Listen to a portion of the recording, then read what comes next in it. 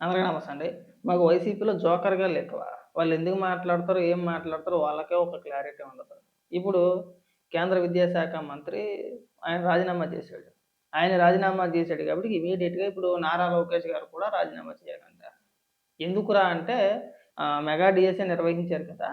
అందులో అవకతవకలు జరిగినియి. ఇప్పుడు ఏదైతే ధర్మేంద్ర ప్రధాన్ గారు ఎలాగైతే రాజీనామా చేశారో, అదే విధంగా నారా లోకేష్ గారు కూడా ఇమ్మీడియేట్‌గా రాజీనామా చేసేయాలని మా నాగార్జునమ్మ గారు మాట్లాడుతున్నాడు. ఒకసారి ఏమని మాట్లాడుతున్నాడో వినిపిస్తాను వినండి. ఇప్పుడు నిట్ పేపర్ లీక్ అంశంలో కేంద్ర మంత్రి ధర్మేంద్ర ప్రధాన్ అవును.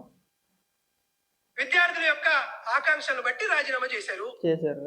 మరి ఆంధ్రప్రదేశ్ లో డిఎస్సి పేపర్ లీకేజ్ అయింది కదా. డిఎస్సి పేపర్ లీకేజ్ అయ్యి ఆంధ్రప్రదేశ్ రాష్ట్రంలో చదువుకొని ఉత్తీర్ణత కాదురా, మీ బతుకులకి అసలు భగవంతుడు సిగ్గు అనేది పెట్టలేదు అసలు, లేదంటే వదిలేసారా? వైసీపీలో జాయిన్ అయిన తర్వాత వదిలేసి ఉంటాం నాకు తెలిసి. వైఎస్ఆర్సీపీ పార్టీ నాయకులు అంతే, కార్యకర్తలు అంతే. అసలు డిఎస్సి పేపర్ లీక్ అయిందని చెప్పినోడు ఎవడో? ఏ విధంగా లీకేజ్ అవుద్ది? సిబిటి విధానంలో కదా పరీక్షలు జరిగింది, ఆన్లైన్ విధానం కదా, అవునా కాదా? మరి ఏ విధంగా లీకేజ్ అవుద్దని చెప్పేసి మాట్లాడుతున్నారో అయినా నాకు తెలియక అడుగుతానండి. 5 ఏళ్ళు మీరు పరిపాలించి ఒక్క డిఎస్సి కూడా మీరు నిర్వహించకుండా, ఒక్క టీచర్ పోస్ట్ కూడా మీరు భర్తీ చెయ్యకుండా, ఇవాళొచ్చి మీరు మెగా డిఎస్సి గురించి మాట్లాడడానికి కొంచెమైనా సిగ్గనిపించట్లేదా? రీసెంట్‌గా హైకోర్ట్‌లో ఒక పిటిషన్ ఏసారు. ఏమని ఏసారో చెప్పనా వీళ్ళు? గతంలో అంటే ఈ ప్రభుత్వం నిర్వహించిన మెగా డిఎస్సి ఏదైతే ఉందో తద్వారాగా 16,000 మంది అంటే 16,000 టీచర్ పోస్టులు భర్తీ చేశారు. దాదాపు 16,000 మందికి ఉద్యోగాలొచ్చినియి. వాటన్నిటిని కూడా రద్దు చేయాలని చెప్పేసి పిటిషన్ ఏసారు. వాళ్ళొచ్చి ఏమని మాట్లాడుతున్నారండి, అవకాశం దొరికింది కదా, సందు దొరికింది కదా, దీన్ని కూడా కలిపి కొట్టేద్దాం మనం. అబ్బా ఇంకేమి లేదు, పేపర్ లీక్ అయిపోయింది. అసలు పేపర్ ఏ విధంగా లీక్ అవుద్ది మీరే చెప్పాలి. ఆన్లైన్ విధానంలో పరీక్షలు జరిగినాయి. Online, CBT, computer based test. ఇక్కడ లీక్ అయ్యే అవకాశమే లేదు. పోనీ అనుకుందాం కాసేపు, మీ చెప్పే వాదన కాసేపు నిజం అనుకుందాం. మరి ఎందుకు పోరాటం చేయట్లేదు మీరు? ఎందుకు వదిలేసారు? ఎందుకు సైలెంట్ అయిపోయారు? మెగా డిఎస్సి గురించి మీరు ఎందుకు మాట్లాడట్లేదు? ఏదో హైలైట్ చేద్దామని చెప్పేసి మొదట్లో వాళ్ళందరినీ తీసుకొచ్చి, ఎవరైతే ఉద్యోగాలు రాలేదో వాళ్ళందరినీ తీసుకొచ్చి ఒక 20 మందినో లేదా 30 మందినో తీసుకొచ్చి కూర్చోబెట్టి వాళ్ళ చేత మాట్లాడిపించారు. తర్వాత మీరు ఎందుకు మాట్లాడట్లేదండి? వాళ్ళొచ్చి పనోడు చెప్తున్నారు. అసలు గట్టిగా మాట్లాడితే మెగా డిఎస్సి గురించి మీకు మాట్లాడే హక్కే లేదు. మేము నోరు మూస్తే బాగుంటది. ఉద్యోగాలు సాధించాల్సినటువంటి నిరుద్యోగులు నష్టపోయారు కదా. మరి 5 ఏళ్ళు ఏం చేశారా పోరంబోకు? 5 సంవత్సరాలు నిరుద్యోగులు నష్టపోలేదా అండి మీ హయాంలో? 19-24 వరకు గత 5 ఏళ్ళు. మరి నిరుద్యోగ యువత గురించి వాళ్ళ కపట ప్రేమ చూపిస్తున్నారు కదా మీరు. ఆ రోజు ఏమయ్యింది? ఆ రోజు ఎందుకు మాట్లాడలేదండి మీరు? జగన్మోహన్ రెడ్డి గారిని వెళ్ళి అడగొచ్చు కదా. అయ్యా జగన్మోహన్ రెడ్డి గారు, మనం అధికారంలోకి రావడానికి ప్రతి సంవత్సరం జనవరి నెలలో మనం డిఎస్సి నిర్వహించేస్తామని చెప్పేసి పెద్ద పెద్ద ఉపన్యాసాలు ఇచ్చాము, హామీలు ఇచ్చాము. ఇంకా అసలు మామూలుగా కదా, ప్రతి సంవత్సరం కూడా ఇచ్చేస్తామని చెప్పేసి అన్నాము. 5 ఏళ్ళు అవుతుంది. ఎందుకు చేయలేకపోయాము అని ఎందుకు అడగలేకపోతున్నారు మీరు? కనీసం మీరు అధికారంలో ఉన్నప్పుడన్నా సరే గుర్తు చేశారా? అన్న జగన్మోహన్ రెడ్డి మన అధికారంలోకి వచ్చి సంవత్సరం అయిందో, 2 సంవత్సరాలు అయిందో, 3 సంవత్సరాలు అయిందో, ప్రతి సంవత్సరం కూడా గుర్తు చేసుకుంటూ, అన్న ఇది జనవరి నెల మనం డిఎస్సి రిలీజ్ చేస్తానన్నాం, డిఎస్సి నిర్వహిస్తామన్నాం, మనం ఇన్ని టీచర్ పోస్టులు భర్తీ చేస్తామన్నాం, ఇదిగో రాష్ట్రంలో ఇన్ని టీచర్ పోస్టులు ఖాళీగా ఉన్నాయి, ఒక నోటిఫికేషన్ ఇవ్వండి. ఎవరైతే నిరుద్యోగ యువత ఉన్నారో వాళ్ళందరికీ కూడా ఒక అవకాశం కల్పించినట్టు ఉంటుందని చెప్పేసి ఎందుకు అడగలేకపోయారు? ఇవాళ వచ్చి ఇక్కడ వీడి డిఎస్సి గురించి మాట్లాడేస్తున్నాడు. నిరుద్యోగ యువత గురించి వీళ్ళ కపట ప్రేమ చూసారా? 5 ఏళ్ళు వాళ్ళ భవిష్యత్తుని, వాళ్ళ జీవితాన్ని సర్వనాశనం చేసింది కాకుండా, ఇవాళ వచ్చి డిఎస్సి గురించి ఉపన్యాసాలు చెప్తా ఉంటే మేము అందరం అలా చూస్తూ కూర్చోవాలి. చెప్పండిరా అని చెప్పేసి అని. ఇంకా మాట్లాడనివ్వండి. పేపర్ లీక్ అయ్యి స్పోర్ట్స్ కోటాలో కొంతమంది తెలుగుదేశం పార్టీ కార్యకర్తలకి ఒక్క ఎదవ నిరూపించలేడు. ఆరోపణలు తప్పితే ఒక ఎదవ బయటకు వచ్చి ఇదిగో పలానా తెలుగుదేశం పార్టీ కార్యకర్త ఇతను అని ఒక్కడు నిరూపించలేకపోయారు. ఆ జీవం తీసుకొచ్చింది మీరే, ఆ విధానాన్ని తీసుకొచ్చింది మీరే. మర్చిపోయారేమో. ఇంకా ఇలాంటి చాలా ఉన్నాయి, చెప్పుకుంటా పోతే సిగ్గుపడితే బాగుంటుంది. ఇంకా మాట్లాడు. మరి చంద్రబాబు నాయుడు గారు నారా లోకేష్ చేత రాజీనామా చేయించారు కదా. సరే. కేంద్ర విద్యాశాఖ మంత్రికి ఒక రూలు, రాష్ట్రంలో విద్యాశాఖ మంత్రికి మరొక రూల్ ఏం లేదు. జగన్మోహన్ రెడ్డి వెళ్ళినా పర్వాలేదు, లేదంటే మీరు వెళ్ళినా పర్వాలేదు, లేదంటే జగన్మోహన్ రెడ్డితో పాటు మిగిలిన 10 మంది ఎమ్మెల్యేలు వెళ్ళినా పర్వాలేదు. జరగబోయే అసెంబ్లీ సమావేశాలు ఎలాగ జరుగుతాయి కదా, ఈ అసెంబ్లీ సమావేశాల్లో మెగా డిఎస్సి పైనే మాట్లాడుతూ మీరు ఒక ఎజెండా తీసుకోండి. ఖచ్చితంగా నారా లోకేష్ గారు రాజీనామా చేయాలని చెప్పేసి మీ నినాదం కదా ఇప్పుడు. ఆ ఎజెండాతోటే రాబోయే అసెంబ్లీ సమావేశాలు ఏవైతే జరుగుతాయో ఆ అసెంబ్లీ సమావేశాలకు మీరు వెళ్ళండి. ప్రభుత్వాన్ని అసెంబ్లీలో అడగండి. ఎందుకు సమాధానం చెప్పరో చూడండి ఒకసారి. అడగండి, వెళ్ళండి. మీరు ఇంత నొక్కి ఒక్కాయించి చెప్తున్నారు కదా, మెగా డిఎస్సిలో అవకతవకలు జరిగినాయి, పేపర్ లీక్ అయిందని చెప్తున్నారు కదా. ఇదే ప్రశ్న అసెంబ్లీలో జగన్మోహన్ రెడ్డి గారు ఆయన చేతిలో పేపర్ పట్టుకొని, అయ్యా నారా లోకేష్ గారు, మీరు విద్యాశాఖ మంత్రి కదా, ఇదిగో మీరు నిర్వహించిన మెగా డిఎస్సిలో అవకతవకలు జరిగినాయి, నా దగ్గర ఆధారాలు ఉన్నాయి, ఇవిగో ఆధారాలు, తక్షణమే మీరు రాజీనామా చెయ్యండి అని వెళ్ళి అసెంబ్లీలో అడగమనండి. లేకపోతే మీరు పోరాటాలు చేసినా పర్వాలేదు. అదే అసెంబ్లీలో నారా లోకేష్ గారు కరెక్ట్గా సమాధానం చెప్తారు. మనం బయట కూర్చొని ప్రెస్ మీట్లో అప్పాబాయ కౌరులు చెప్పడం, పెద్ద పెద్ద ముద్ర మాటలు మాట్లాడడం, మన ఇష్టానుసారంగా మన పార్టీ ఆఫీస్లో ప్రెస్ మీట్ పెట్టేస్తే దానికి ప్రభుత్వం సమాధానం చెప్పేస్తారండి. వెళ్ళు. లేదంటే మీరు కూడా ఆ జంతర్ మంతర్ దగ్గర ఎలా అయితే విద్యార్థులందరూ కూడా నిరసన తెలియజేశారో, కొన్ని వైఎస్ఆర్సీపీ పార్టీ తరఫు నుంచి ఒక స్టాండ్ తీసుకొని ఈ రాష్ట్రంలో ఉన్న యువత, నిరుద్యోగ యువత ఎవరైతే ఉన్నారో వాళ్ళందరితో కూడా ఉద్యమాలు చేయనుకొని, వాస్తవాలు ఏంటో కూడా ప్రజలకు తెలుస్తాయి కదా.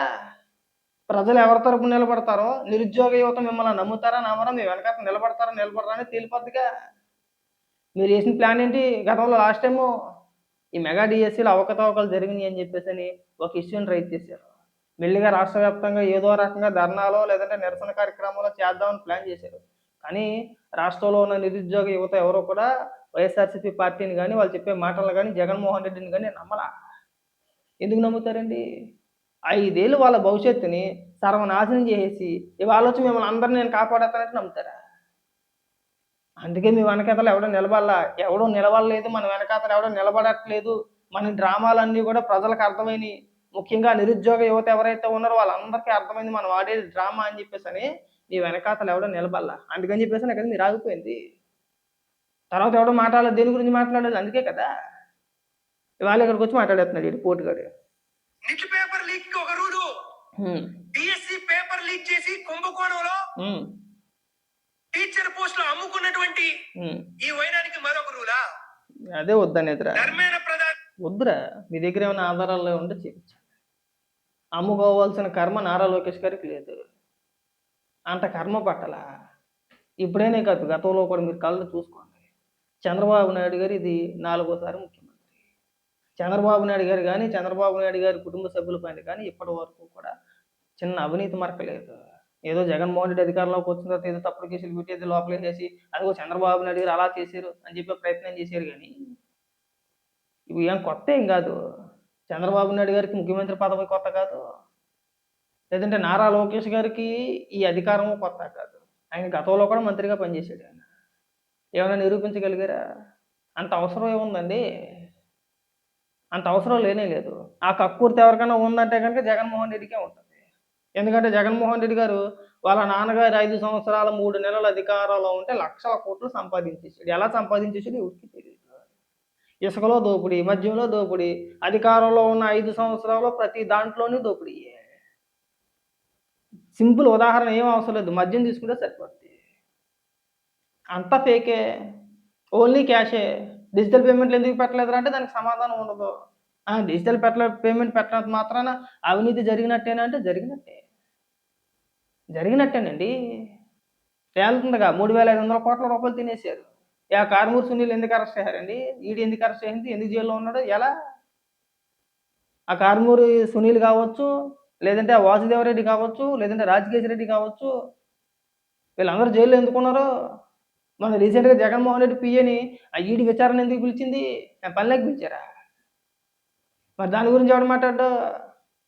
మీరు చెప్తే అయిపోద్ది ఎట్రా మాట్లాడు. ఇంకా ఏ విధంగా రాజీనామా చేశారో ఆంధ్రప్రదేశ్ రాష్ట్రంలో ఉన్నటువంటి డిఎస్సి పేపర్ లీక్ కూడా చంద్రబాబు నాయుడు గారు, నారా లోకేష్ గారు బాధ్యత వహించి తీరాలి. ఖచ్చితంగా చేస్తారు.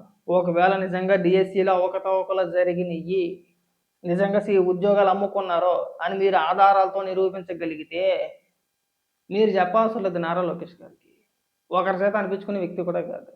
మీకు దమ్ము ఉంటే ముందు ఆధారాలతో నిరూపించే ప్రయత్నం చేయండి. ఒకవేళ ఆధారాలతో నిరూపించకపోతే మీరు శాశ్వతంగా రాజకీయాల నుంచి తప్పుకుంటాడు జగన్మోహన్ రెడ్డి. ఇంక మళ్ళీ జీవితంలో రాజకీయం అనే పదం ఎత్తకూడదు ఇంకా. అనే పేరు ఎత్తకూడదు. ఎందుకు అంటున్నానంటే నేను మళ్ళీ చెప్తుంది బాగా గుర్తుపెట్టుకో.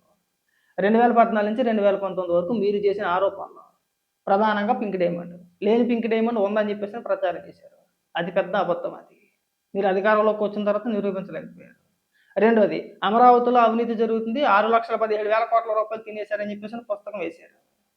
6,17,000 కోట్ల రూపాయలు జగన్మోహన్ రెడ్డి దగ్గర జీవోలు కూడా ఉన్నాయన్నాడు. అనేక సభల్లో చంద్రబాబు నాయుడు గారిని నేను అధికారంలోకి వచ్చిన తర్వాత 45 రోజుల్లో జైల్లో వేస్తాను, నా దగ్గర జీవో అయింది, ఇదిగో పుస్తకం అన్నాడు. అది పెద్ద అబద్ధం. రెండో అబద్ధం. మూడోది కోడికత్తి డ్రామా. తన పైన తానే దాడి చేయించుకున్నాడా, డ్రామానా, గాయం అయ్యిందా అవ్వలేదా అనేది ఎవరికి తెలియదు. అదొక పెద్ద మిస్టరీ.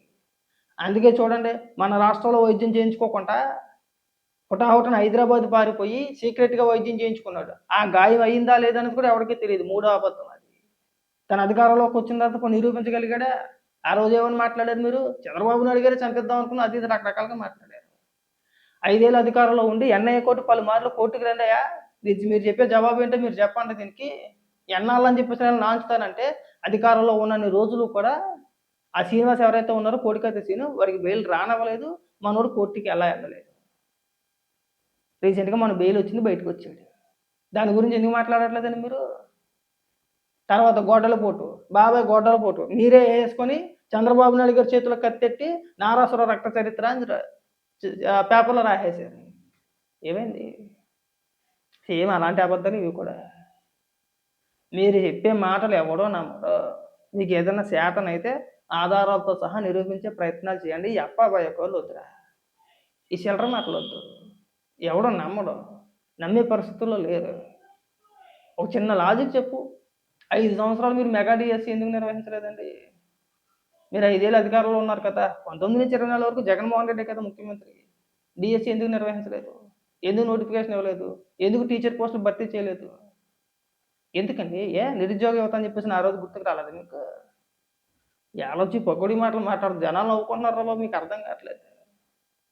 పోనీ ఇదే అంశం పైన ఇప్పుడు తీసుకున్నారు కదా, కేంద్ర విద్యాశాఖ మంత్రి ధర్మేంద్ర ప్రధాన్ గారు రాజీనామా చేశారు. ఓకే, పోనీ ఇదే అంశం ఎత్తుకున్నారు కదా మీరు. ఆయన రాజీనామా చేశారు కాబట్టి నారా లోకేష్ గారు కూడా రాజీనామా చేయాలని చెప్పేసి అన్నారు కదా. విద్యార్థులతో కలిపి ఎవరైతే ఈ డిఎస్సిలో పాల్గొన్నారో, ఎవరైతే పరీక్షలు రాశారో వాళ్ళతో కలిపి మీరు పోరాటం చేయండి. ఎంతమంది మీ వెనకాత నిలబడతారో చూద్దాం మనం. ఎంతమంది నిరుద్యోగ యువత మీరు చెప్పే మాటలు నమ్ముతారో చూద్దాం. తేలిపోద్దిగా. 4 రోజులు అడవాడు చేస్తారు ప్రెస్ మీట్ పెట్టి. మీ వెనకాతలు ఎవడో రానుకుంటారు. నేను వాళ్ళకి తెలియదా? ఆ యువతకు తెలియదా? 5 సంవత్సరాలలో మన జీవితాలు సర్వనాశనం చేసి ఇవాళ డ్రామాలు ఆడతారని చెప్పేసి వాళ్ళకి తెలియదా? ఎందుకు ఊరికే ఈ డ్రామాలు కట్టి పెడితే బాగుంటుంది.